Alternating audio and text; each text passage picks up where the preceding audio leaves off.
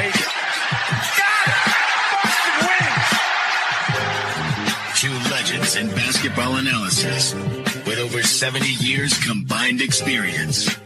This is the Bob Ryan and Jeff Goodman podcast. NBA, some college, a little bit of everything. You know, what can I say? But it wasn't going to happen here with him. I was okay with it because it wasn't about talent, I didn't think. All right, let's get right to it. Hi again, everybody. It's Bob Ryan and Gary Tanguay, and you are listening to the Ryan and Tanguay podcast as we break down Celtics City. We are a proud member of the CLNS Media Network. The show is brought to you by Prize Picks, North America's #1 daily fantasy sports app. Download today and use code CLNS to get $50 when you play 5. Prize Picks. Run your game. Okay, Bob. We had a week off. We're going to play catch-up. We are at the depressing time of Celtics City when we start to see Larry Bird break down and we get into Rick Pitino. And so let her rip, kid. What do you think? Well, this is a tough one. Because if you live through, as we lived through it, and lived through the Reggie Lewis saga, bringing back those memories this is a tough one to watch if you live through it. It starts off the episode Dee Brown that Wellesley incident when Dee Brown was mistaken. The rookie was mistaken for a bank robber because they thought he fit the description. And of course, it turned out the only description, there were two men of color, but not remotely comparable in appearance. What I take away from this with my admiration for Dee Brown, which was always strong, grows when you hear him and you are reminded that his reaction was not to go off the deep end and want to get traded and leave Boston and leave. He settled in Wellesley and spent his time in Boston living in Wellesley, the town in which this atrocity happened. It tells you a lot about him, I think. And so you come away extremely impressed with Dee Brown, the person, and not to mention the basketball, but Dee Brown and the person. So it starts off with there, and then we segue into the whole Reggie Lewis incident, and the how good he was. We start off, of course, he was the bridge guy that was going to keep them very relevant during that period of time. There's no question about that. He was to become an all-star level player. And I remember I did a column once about how what Larry did, as you recall, after games, there was a big table in the middle of their locker room. And Larry would come out and sit on the table, and we'd gather around semicircle and interview him. And that was the star table, if you will. Well, I remember Reggie had a big game, and he got the table. And we wrote about Reggie has risen to the status of being able to command the table, So I do remember that with Reggie. But as far as the collapse, it did happen right in front of me. I was sitting behind the basket that night, and I remember this, Gary, that wasn't mentioned in the piece, that he was uncommonly active in the first period. Reggie was a floater, a glider. Reggie did things economically. Reggie wasn't a frenetic run around, like he's shutting all the windows in a thunderstorm kind of player. He was the opposite. That first period, he was uncommonly active, and it spooked me. It did. I said something. He's not the same tonight. And sure enough, at that one horrible moment when he collapsed, it just fell almost face. Well, yeah, it did. Fell just run up course. Suddenly just stumbled and collapsed. And then there was that scene of the other 9 guys running the other way and letting Reggie on the floor.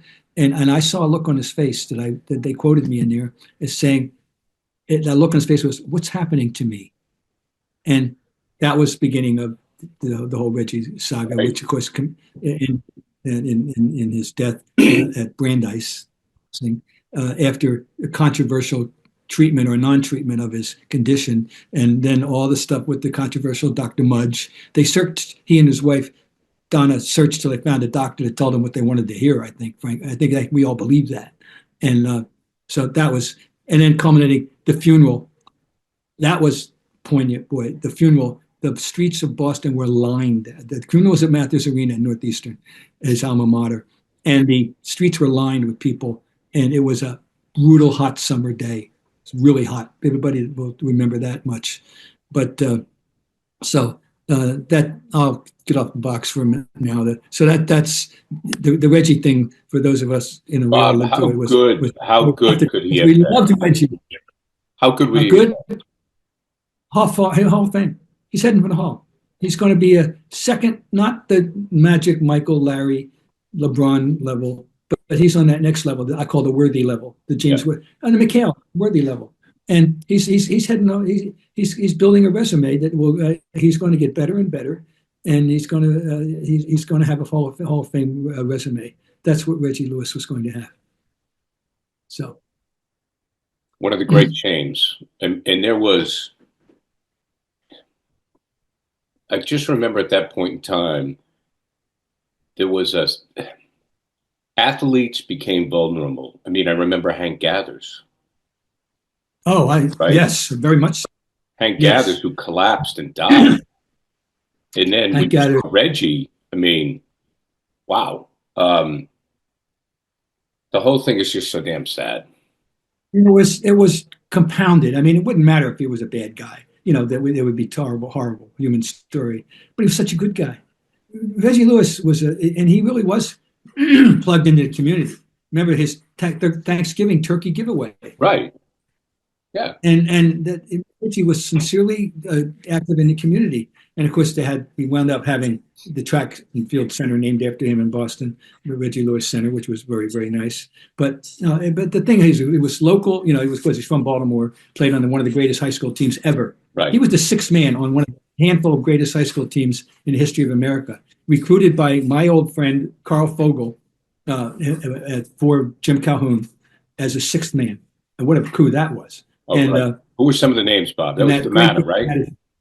He had that incredible game as a freshman against Virginia Commonwealth, which they lost on a buzzer beater by Rolando Lamb. But he was like 15 for 17 from the floor. I mean it, in a first round NCAA game down in the Meadowlands.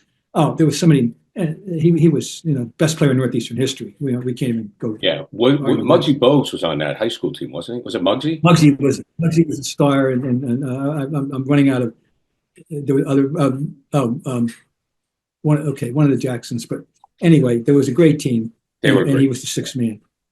I mean, if he was the sixth man, obviously. So we got that, and then we get ML Carr taking over. Right. And how about ML Carr telling us in here about death threats? So he got death threats from people. I'm not surprised. Well, no, this and Michael Holley, my old colleague, who was covering the team at the time. And he's talking about the vitriol that he encountered himself, even as a young black man covering the Celtics. How dare he cover the Boston Celtics? Imagine? No, but this is what we live to. So this is all real stuff, and it's tough watching. These are not memories we want to rekindle, but it's really unfortunate with ML because, Bob, if I remember correctly, and I talked to ML a little bit.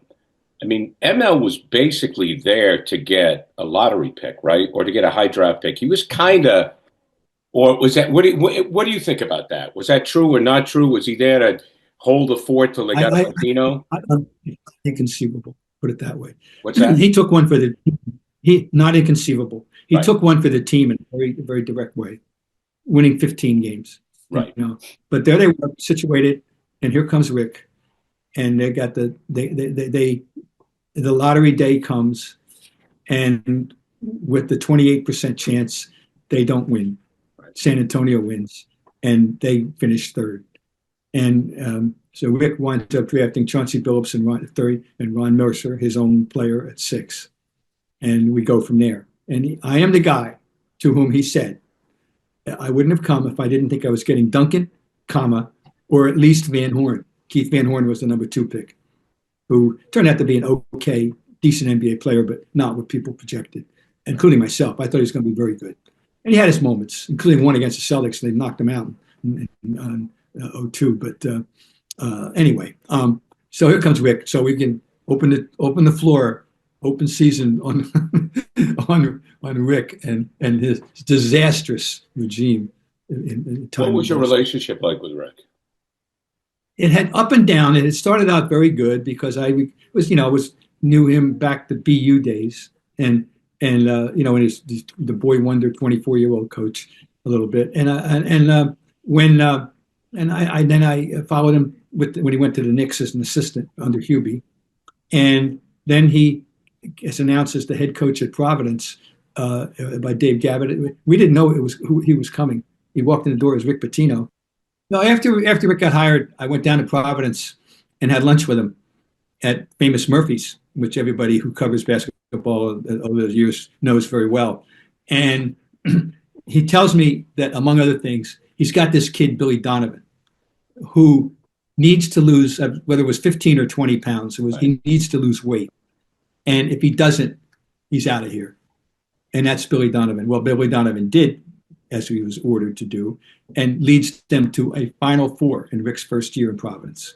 And Rick, that was the first year of the college adoption of the three-point shot, and Rick embraced it immediately. Other coaches did not. Denny Crum, Raleigh Massimino, among others. He did.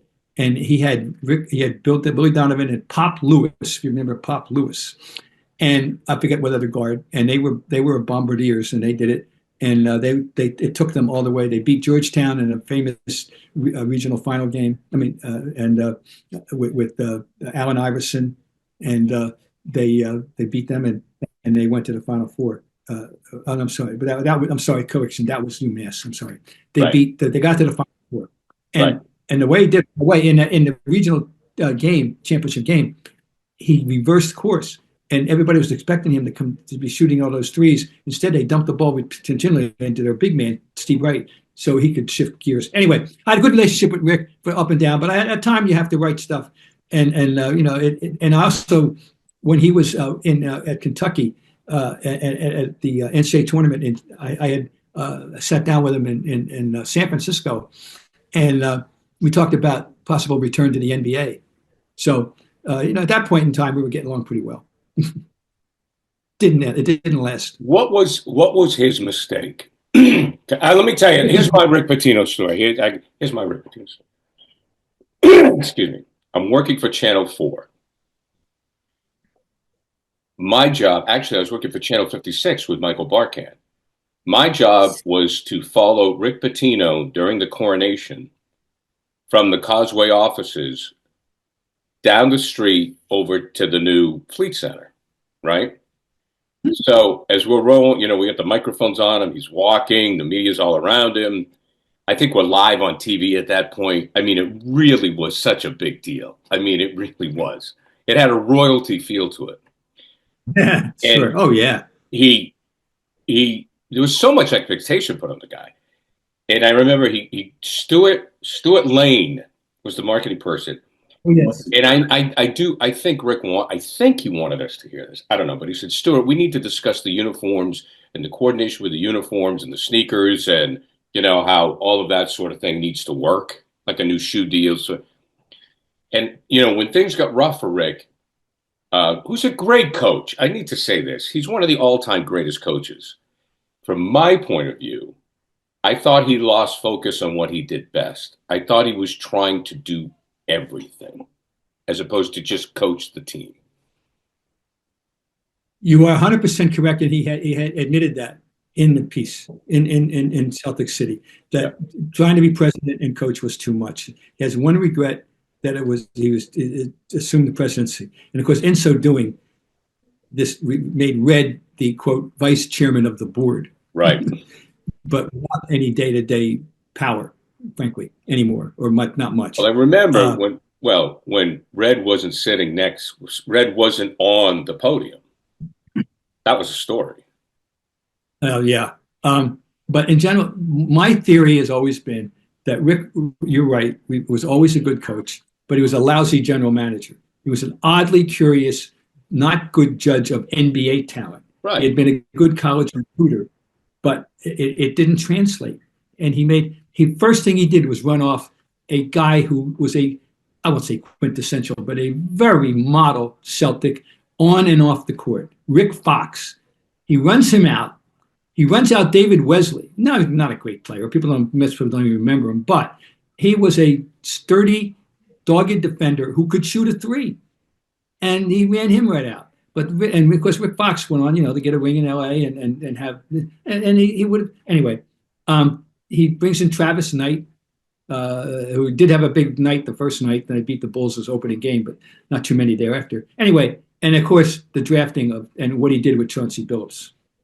He drafts Chauncey Billups at number 3.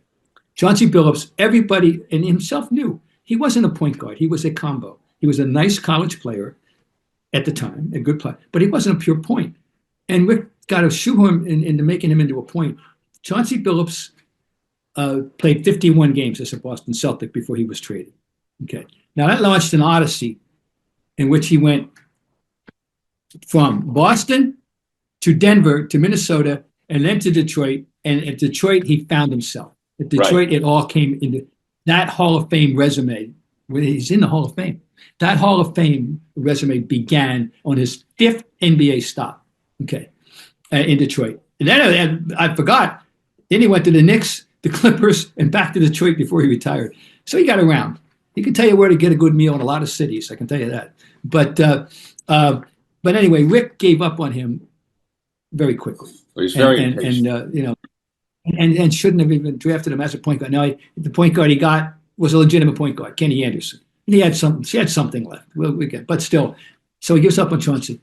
He was a bad general manager. He was his own worst enemy. It was himself as a GM, and and of course, so that's the summation of it all. Well, and of course, they ended. He was a great, and sometimes people will say, well, the NBA wasn't right. Well, NBA wasn't right for him. He was a great coach with the Knicks.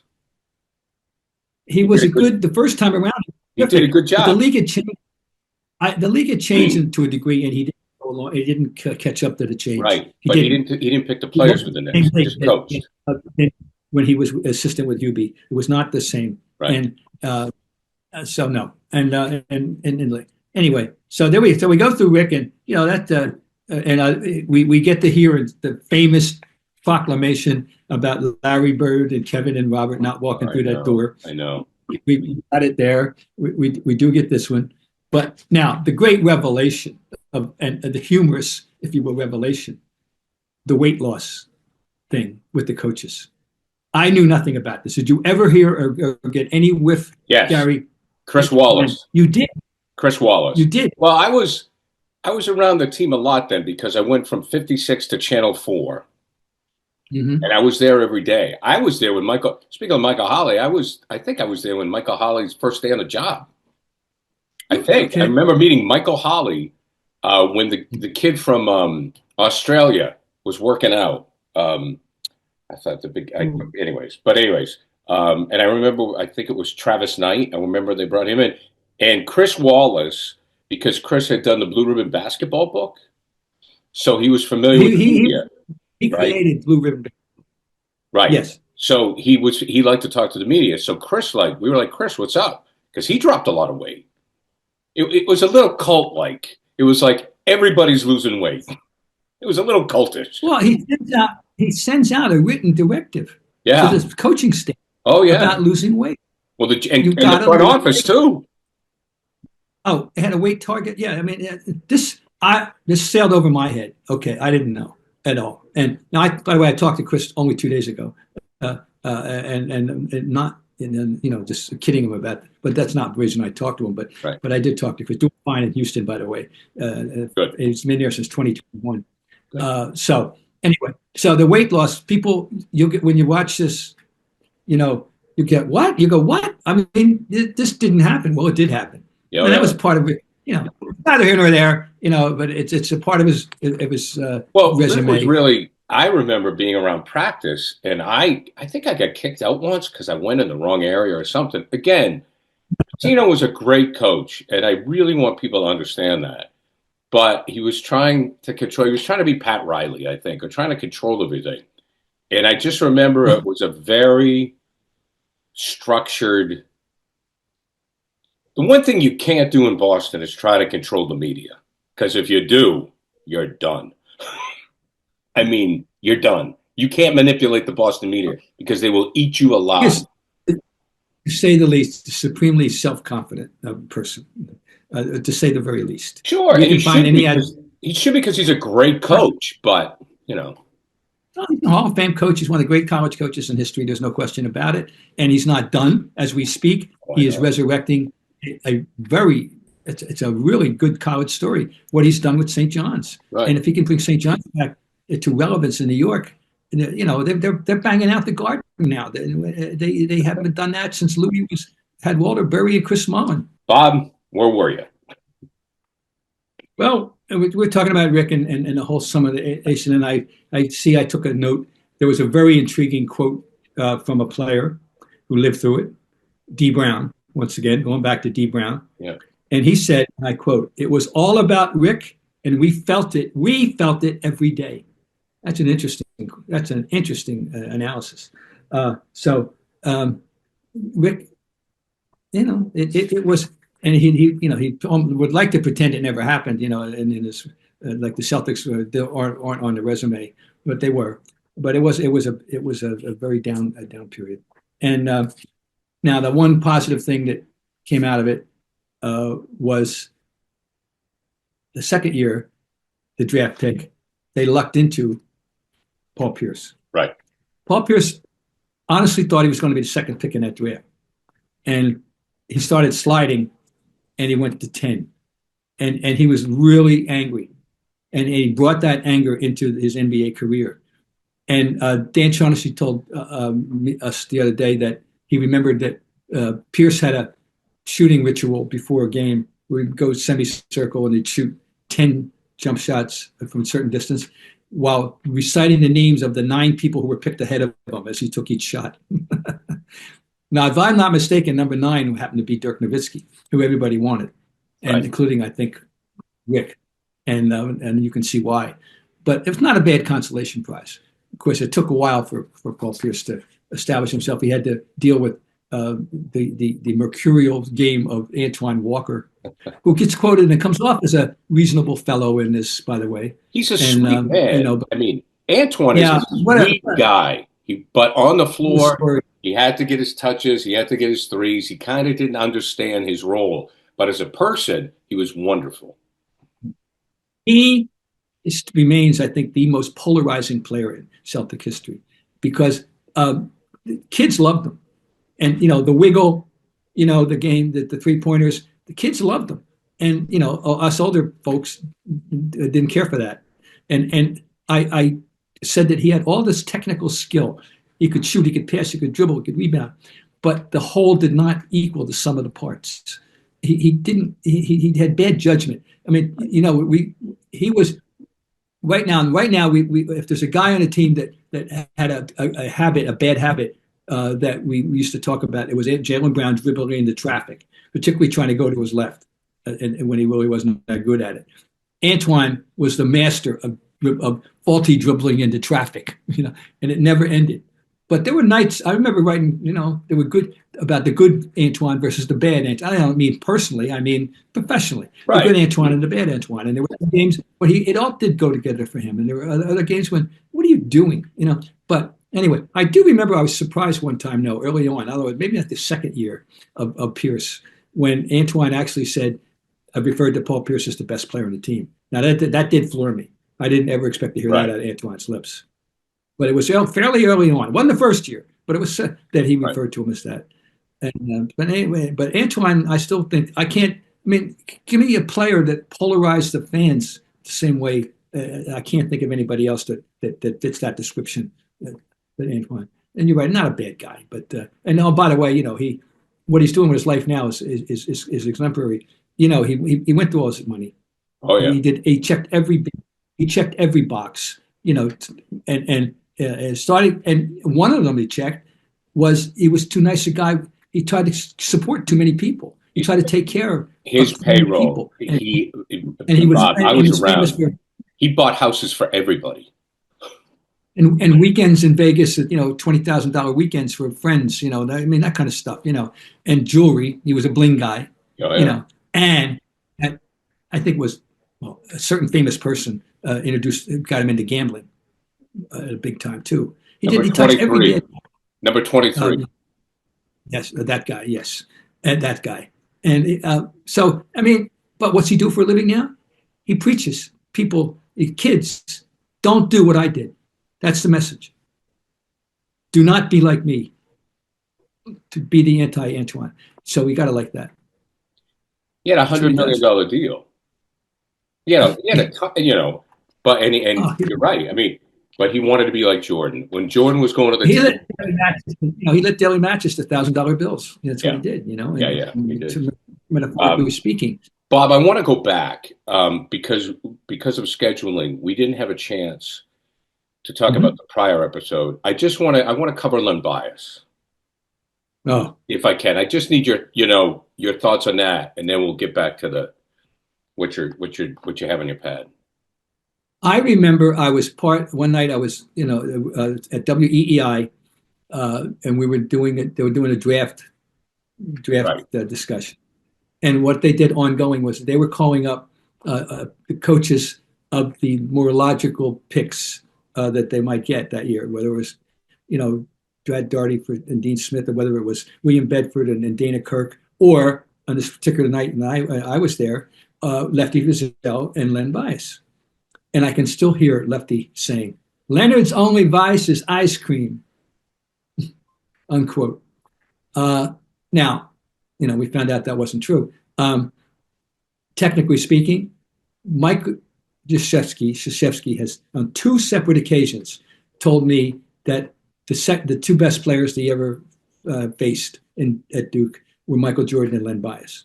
Okay, that's how good Bias was. Put him in that category of difficult opponent.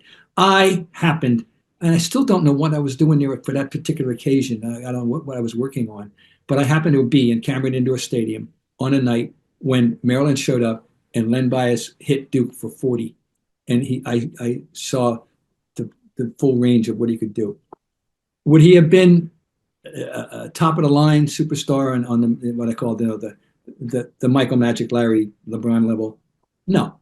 He's the next level for sure. He's absolutely positively would have been the what I call the James Worthy level, and maybe somewhere in between that. He would have been, and he would have been an incredible bridge player for the Celtics. But I've always wondered about how it would have played out. He would have had to have played more sooner or later. Are they going to break up the big 3 to accommodate him? And keep the or what would have been? You trade Larry's not going anywhere. You trading Kevin? Because I doubt it, but they never had to face that. But anyway, as far as then my recollection, the night of the draft was in the afternoon, and he's able to fly up, by late afternoon, to Boston, and I'm once again I'm part of the EEI crew, interviewing people, and I can still see him sitting across from him, sitting there in his gray suit with a Celtic hat on, and his beaming uncle or grandfather, whoever was behind him. And he was a nice kid, and that's the last time I ever saw him, naturally, and at the time any of us ever saw him. And, well, it seemed to me what Larry was saying in that episode was that he was ready to pass the mantle to Bias, that he knew he was breaking down, and he knew somebody had to come in. He said he was going to come early to work with Bias too. Right. Told me that, and he was excited for it. He recognized, he had seen him enough on TV. He knew what we're getting. Now as far as the tragedy is concerned, I'm leaving my house to go to work. I was going to go to the office that morning, and I'm getting in the car, and my then 15-year-old son runs out of the house and says, Dad, Len Bias is dead. That's how I found out. Wow. And I said, well, I guess I better go to the Celtic office instead of the Gove office. That's how I found out. And, the story, is still never satisfactorily been told, I don't think, about exactly what happened. What happened? There was a co-conspiracy, we know that, but, so that's that's well, the way. I can tell you, I was just out of college at that time, thereabouts. And I've been out of college for a year or two. I think I was working in Portland and a bit of Maine. And I always viewed it as a kid who probably partied too hard. Like, I don't know based on his athletic performance, yeah, I don't know. I never got the feeling that this was a habitual thing for him. But he just signed a big deal. It was the party drug of the '80s. You got some money. You know, yeah, I mean, Coke was like the cool thing, dangerous as hell, but it was like the cool thing. So it was like, hey, you're going to the NBA. We all know in the late '70s, the NBA had a huge Coke problem. So you're going to the NBA, let's party like a pro. So in my mind, I always thought, hell, it might have been the first time he did it, and it was a genetic thing. I mean, I don't know. That's no, I don't know. But I agree with you. I don't believe he was a habitual user at all. I don't think so. It was like he's probably, hey, now you're in the big time. Now you can't afford this stuff. Sucked. Red took this very hard. Oh, it was his last hurrah. Because he was friendly with Lefty, one, and two, this Washington kid, Red's affinity and his loyalty to the District of Columbia and its environs was enormous. Red, funny, for a guy who grew up in Brooklyn, he had no use for New York, but he had relocated and had become a surrogate son of Washington D.C. This hurt him, and of course, in ways that we can speculate. It set the Celtics back, and it really was let's face it, there was a drought from '86 until 2008 before they finally got it back. And it was his last great pick. I mean, he was thinking, yeah. Then you're talking about the Connor Henrys of the world, Right. No, you're right. You're right. So that was tough.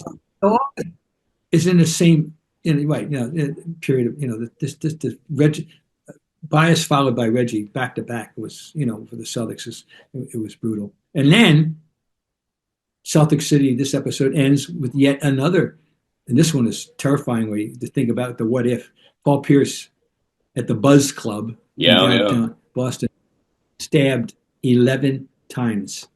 And, imagine how lucky he was not to have one. Bob, hold that thought. I want some more. Hold that thought. I want some more thoughts on that coming up and how that changed his life. First, I got to tell you. All right, if you're looking for tickets, Gametime, that's the app you want. Just get it on your phone. It's so easy. Wherever city you happen to live in, whether you're in Providence or Boston, New York, LA, you just put that city in, you have it on your phone, you punch it up. You get Celtics tickets, Lakers tickets, Dodgers tickets. They get tickets to you fast and easy.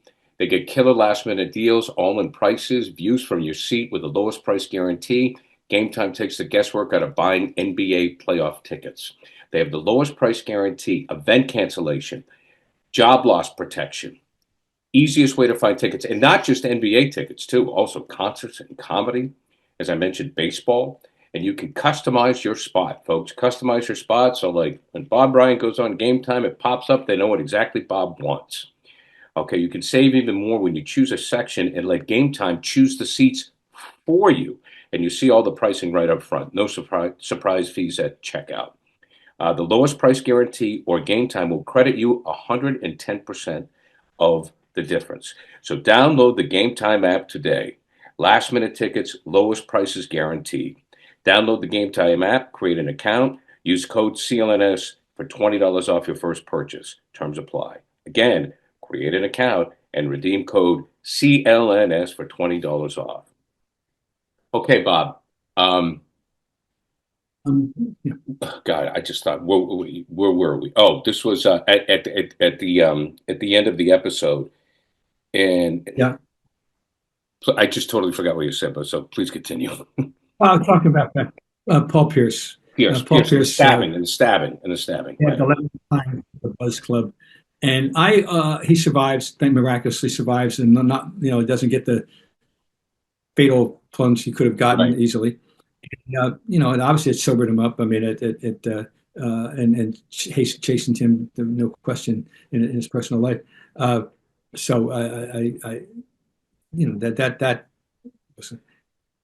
It was horrifying, think about it, how that could have happened. So that was and I want to go back to something though that we didn't talk about, but happened. It came up in the. It's on a more positive note. we need to get a little levity going. Sean Grandy, the longtime play-by-play guy and former radio colleague of many of us, he said he thought the one thing that wasn't paid enough attention to was the closing of the Boston Garden, the historic building where all those championships had taken place. And okay, so it ended in a playoff loss to the Orlando Magic. I was there in 1995. Yep. Okay, right, me too. And they were the better team, there's no doubt. But Orlando, the young Shaq and Penny Hardaway, when they were going to be the duo to succeed Magic, right? Okay, all right. So Chris Ford was the coach, yep. and I have such a great fondness for Chris. I've known, and I have anyway. The late Chris Ford. Chris Ford's the coach, and in the middle of I think the third period or early fourth, but it definitely was the second half. He paces and he turns around to the press where we were then sitting on the floor where we belong, directly next to the benches. Right. Okay. Turns around and he says, looks at us, me, and I was sitting next to whoever was sitting next to, and probably Mike Carey of the Herald and whoever, and goes, "How are we in this game?" It was great. Now, can you imagine, fill in the blank coaches? Imagine Pop doing that. No, I don't think so. Oh, but Tom Thibodeau's not doing that either. I can tell you that. Maybe now, that's the only one. I'll tell you who'd do it. No, Doug Moe. Yeah. Doug Moe would do it. Doug Moe would, and Frank Layden might do it, but Chris is just but he's not that kind of personality as those two either, but he's such a regular guy. I always said Chris Ford was like your next door neighbor who just happened to be the coach of the Celtics. Well, he went to work, he was going to. Didn't he drive into every game with Doug Lane, the radio producer for EEI? I don't know that. Yeah, I think he just drove in with Doug. They were like lived in the same neighborhood or something, so he just took a ride in with him. So he goes, "How are we in this game?" Well, they were hanging around because they lost the game, and that was the night they closed the door. So, but I just want to account for Chris as a part of having a role in Celtic history, and also, we know he's starting guard on the '81 championship team and made the first three-pointer in NBA history, and just a superb human being. The best. All right, Bob. Anything else on the table today, or are we good? Just checking here. Checking. No, I think we established right away that this was a tough episode. It wasn't not a lot of laughs in this one. There are some good days coming up eventually, as we well know. But once again, I got to salute the people who put this together and all. But this is one I don't need to see again. We'll put it this way. I can do it at this Bob. one. You and me both. Okay, for those of you listening to the show, we ask you to subscribe to the podcast, like and leave a review. Tell us what you think. And for those watching the show on CLNS, go ahead and hit the like button and subscribe to the Celtics All Access YouTube channel, where you can find our show and a lot of other great Celtics content. There's a lot of great stuff on our YouTube channel with Bob on the History channel. There's a great library of Bob talking about everything in Celtics history that you want to check out. Okay? Also, please make sure to turn on your notifications so you know the instant a new video drops. All right, Mr. Ryan, that'll do it again. You've been listening to the Bob Ryan Gary Tangway podcast, part of the proud member of the CLNS Media Network. The show is brought to you by Prize Picks, North America's #1 daily fantasy sports app. Download today and use code CLNS. Get $50 when you play 5. Prize Picks, run your game. Bob, great stuff. Talk to you next week.